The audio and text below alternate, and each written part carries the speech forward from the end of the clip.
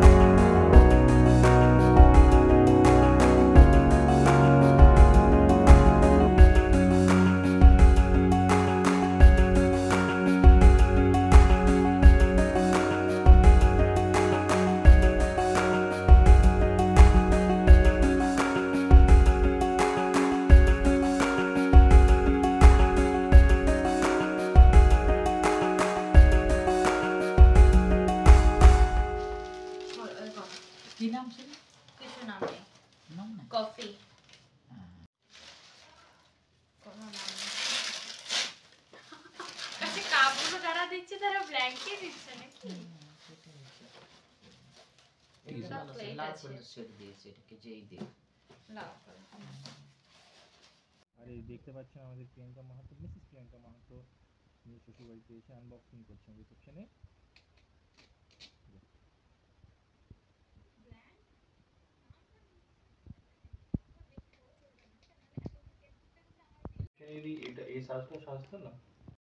সামনে ওদিকে মাও বসে আছে, সাথে সাথে আরও অনেকেই আমাদের ভাই বোনেরাও বসে বসে গিফট আনবক্সিং দেখছে।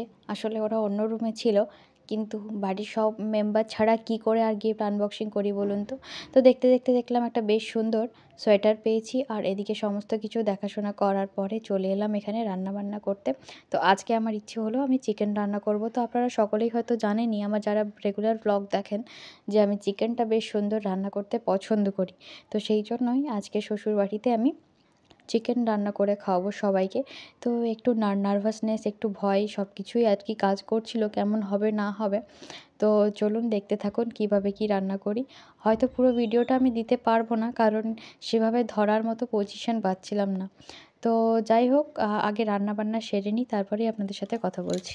আর এদিকে ঝুমা পিসি আমাকে কেটে বেটে সব কিছু গুছিয়ে জোগাড়জান্তি করেই দিয়েছে। এবার আমি শুধু খুন্তি নাড়বো, যেমনটা আর কি বাড়িতে করে থাকি।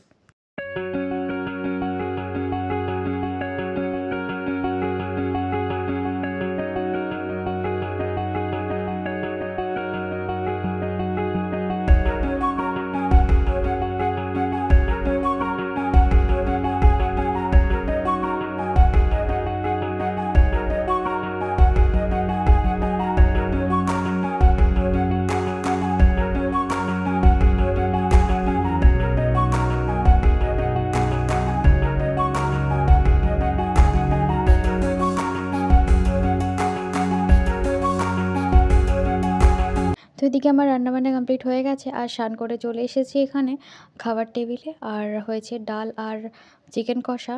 শুধু আমি না, প্রত্যেকেই চলে এসেছে। আর আমার অপোজিট সাইডে বসে আছে মা। আর দেখতেই পাচ্ছেন ক্যামেরার সামনে আসলে সেভাবে এখনও কেউ অভ্যস্ত নয়, তাই একটু প্রবলেম হচ্ছে।